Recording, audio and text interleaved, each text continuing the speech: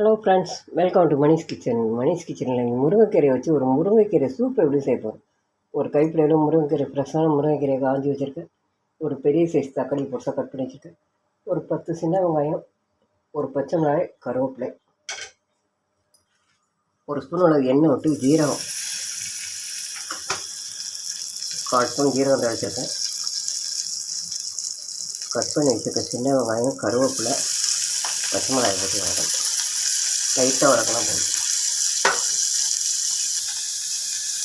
ஒரு பெரிய தக்காளி கட் பண்ணி வச்சேன். தக்காளி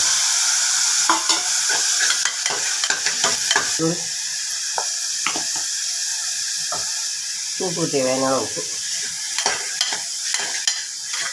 தக்காளி நல்லா வதங்கி நல்லா வேகணும். ஒரு டம்ளர் தண்ணி ஊற்றி நல்லா வேக விடணும்.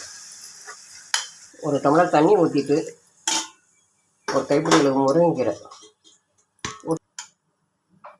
முருங்கைக்கீரையை போட்டு 2 நிமிஷம் நல்லா கொதிச்சு கடைசி ஜீரகத்தூள் 1/4 ஸ்பூன் ஜீரகத்தூள், 1/4 ஸ்பூன் மிளகுத்தூள். நல்லா சூப்பரான முருங்கைக்கீரை சூப் ரெடி ஆயிடுச்சு.